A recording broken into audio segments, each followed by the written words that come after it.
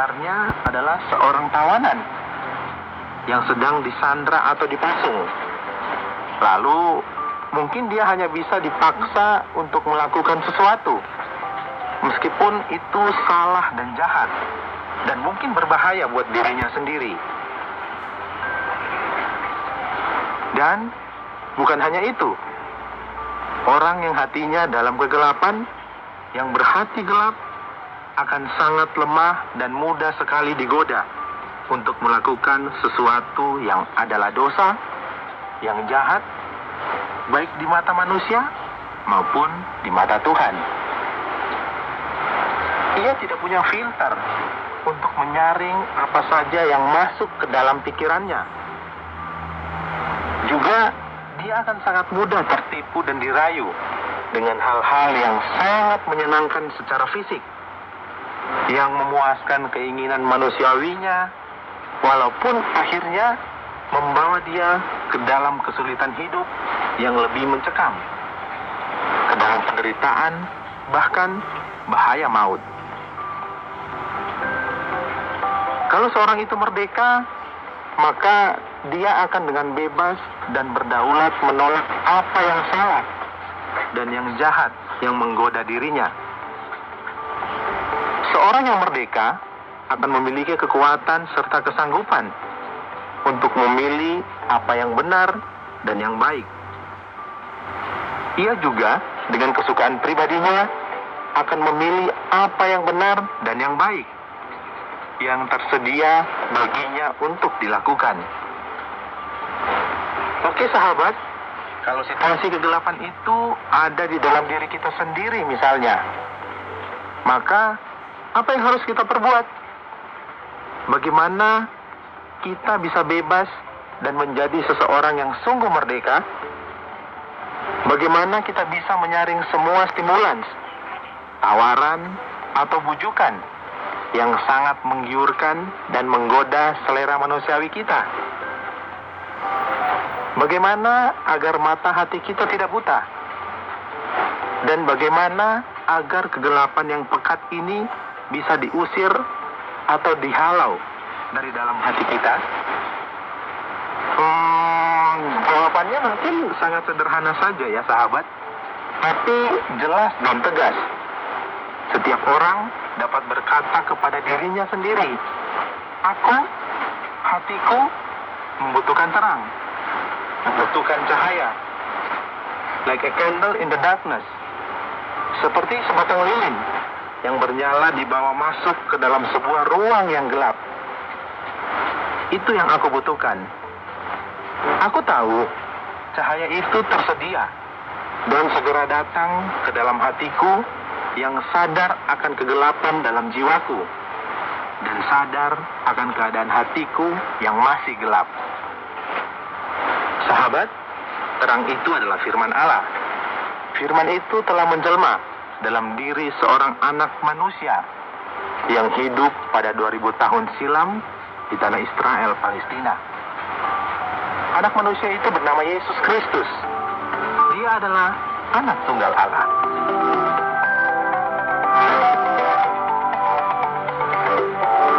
Sahabat, demikian tadi pembahasan dari topik hati yang gelap. Semoga ulasan ini bisa sangat bermanfaat dan memberkati Anda semuanya. Terima kasih atas perhatian Anda. Sampai jumpa kembali dalam topik yang berbeda dalam program Jembatan Hati. Salam sejahtera. Program Jembatan Hati diproduksi dan dipersembahkan atas kerjasama Yayasan Terang Warta Rohani di Batu, Jawa Timur, dan Penerbit Alam Hidup di Bandung, Jawa Barat. Program ini dengan sederhana menyoroti dan memaparkan kondisi hati manusia dan karakter manusia di bawah terang firman Allah. Apabila Anda memiliki pertanyaan dan saran berhubungan dengan program ini atau berespon terhadap topik program hari ini, Anda dipersilakan untuk menyampaikan melalui WhatsApp ke nomor 081 333 777 386. Anda dapat juga mengakses program ini ke website Penerbit Alam Hidup, yaitu www.alamhidup.com. Terima kasih atas perhatian Anda.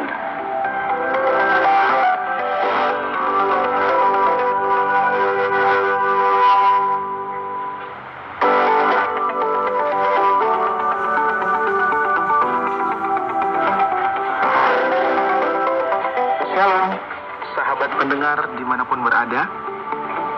Kita berjumpa kembali dalam program Jembatan Hati.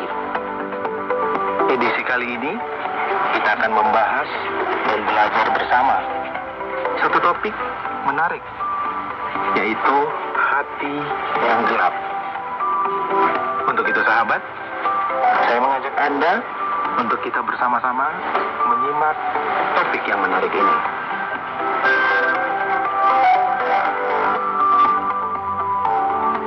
Sahabat, topik pada edisi ini adalah gelap hati. Lebih jelas lagi adalah hati yang gelap. Mudah sekali mengerti arti kata gelap atau kegelapan. Begitu mendengar kata gelap atau kegelapan, kita langsung membayangkan seperti apa situasi gelap itu. Tidak pernah ada orang yang tidak mengalami suatu gelap. Ya, entah seberapa pekat kegelapan yang dialaminya itu. Seberapa lama kegelapan itu menyelimuti dirinya. Menurut Kamus Besar Bahasa Indonesia, kata gelap berarti tidak ada cahaya, kelam, atau tidak terang. KBBI juga memakai kata malam untuk menjelaskan kata gelap itu. Ya, karena pada waktu malam tidak ada sama sekali cahaya matahari. Akibatnya, kegelapanlah yang dialami manusia. Jadi, kalau kita menyebut kegelapan, itu berarti ada suatu keadaan gelap. Tidak ada cahaya yang menaburi kehidupan fisik kita. Mata tubuh kita tidak bisa melihat apa-apa dalam kegelapan. Dan untuk mengusir kegelapan itu, manusia berusaha sebisa mungkin dengan menggunakan bahan apa saja dan dengan cara apa saja, hanya untuk menciptakan cahaya. Diharapkan cahaya ini dapat mengusir kegelapan, walaupun mungkin ya kadarnya sangat berbeda dari terang matahari buat bumi tempat kita tinggal ini sebagai umat manusia. Nah, itu adalah arti kata gelap atau kegelapan dalam pengertian fisik. Ini ditandai dengan suatu keadaan saat mana kedua bola mata kita tidak bisa melihat sesuatu atau tidak jelas melihat sesuatu di depan mata kita. Ya, akibatnya tidak adanya atau kurangnya cahaya. Namun, bukan hanya dalam pengertian fisik saja. KBBI juga memberikan banyak arti konotatif atau makna tambahan dari kata gelap ini. Sahabat, ini terlihat dalam berbagai frasa. Misalnya, gelap gulita atau gelap buta, yang semuanya berarti sangat gelap. Ini menunjukkan suatu tekanan mengenai kadar kegelapan yang pekat. Karena begitu gelapnya, sehingga sekalipun dengan selebar-lebarnya seseorang membuka kedua kelopak matanya, ya tetap saja dia tidak atau hampir tidak melihat apapun. Tapi ada juga gelap pikiran, yang artinya menunjukkan suatu keadaan di mana seseorang merasa sudah susah dan mentok untuk memikirkan jalan keluar dari suatu problem yang rumit dan berat. Atau mungkin juga seseorang tidak lagi sanggup memahami suatu objek yang diamatinya atau suatu subjek yang dipelajarinya. Barangkali ia juga tidak lagi mampu untuk menganalisis suatu ide atau pesan dan sebagainya. Nah, sahabat, sekarang kita coba memahami frasa ini yakni gelap hati, yang menjadi topik kita pada edisi ini.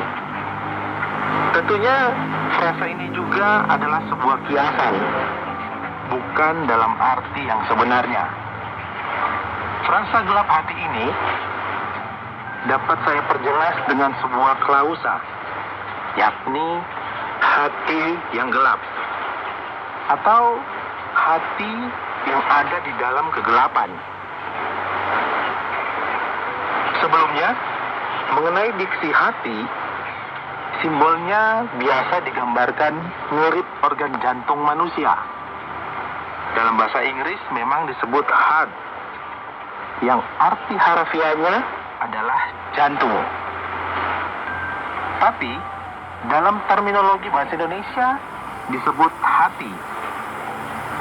Dan kalau kita menyebut istilah hati atau heart ini, maka arti yang dimaksud bukanlah bersifat denotatif, bukan dalam arti yang sebenarnya, yakni salah satu organ terpenting yang punya fungsi tertentu dalam tubuh manusia.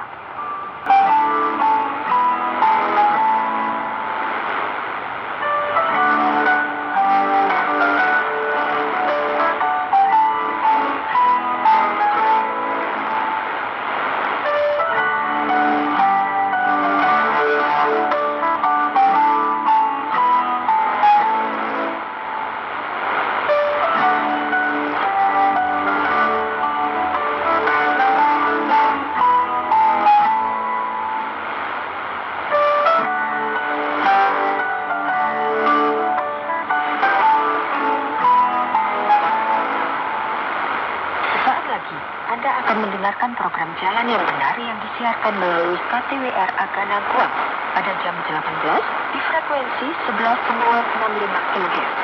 Semoga program ini dapat memberkati Anda semua. Selamat mendengarkan.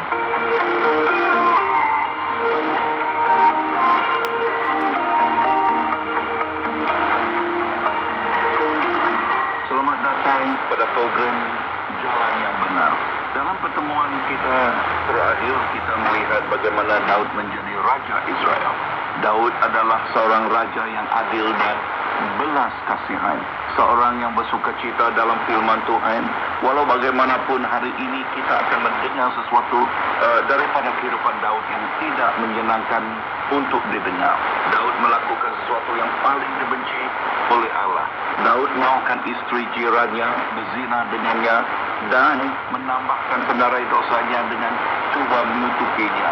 Mungkin ada segelintir orang yang bertanya, kenapa dia ceritakan begitu dalam Bible? Jawabannya juga terdapat dalam Bible apabila ia berkata, segala yang tertulis pada masa lalu ditulis untuk mengajar kita.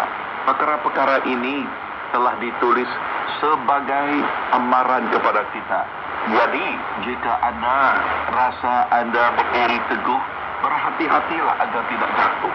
Saudaraku, dalam kitab suci, Allah tidak menyembunyikan dosa para nabi kerana Allah mahu mengajar kita pelajaran yang sangat penting. Dan sekarang, mari kita kembali kepada bahagian kedua dari kitab Semio dan lihat bagaimana Daud jatuh ke dalam dosa. Inilah yang dikatakan di dalam doa Semio.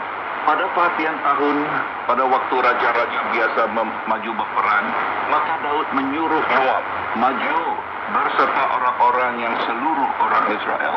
Mereka memusnahkan Bani Amon dan mengepung kota Rabah. Sekarang Daud sendiri tinggal di Yerusalem. Sekali peristiwa pada waktu petang ketika Daud bangun dari tempat pembaringnya, lalu berjalan-jalan di atas soto istana, tampak kepadanya dari atas soto itu seorang perempuan sedang mandi. Perempuan itu sangat elok rupanya. Lalu Daud menyuruh orang bertanya tentang perempuan itu, dan orang itu berkata, itu adalah Betseba binti Hilam, istri Zurah al-Orhakeh. Sesudah itu Daud menyuruh orang mengambil dia. Perempuan itu datang kepadanya, lalu Daud tidur dengan dia. Perempuan itu baru selesai membersihkan diri dari kenajisannya. Kemudian pulanglah perempuan itu ke rumahnya. Lalu mengandunglah perempuan itu dan disuruhnya orang memberitahu kepada Daud, demikianlah aku mengandung. Seterusnya kita menunjukkan bagaimana Daud cuba menyembunyikan tindakan apabila Daud mendengar bahawa Batsyeba mengandung. Dia mengirimkan pesan kepada Yoab, penerima panteranya yang memerintahkan Yoab untuk menghantar Uria suami Batsyeba kembali ke Yerusalem.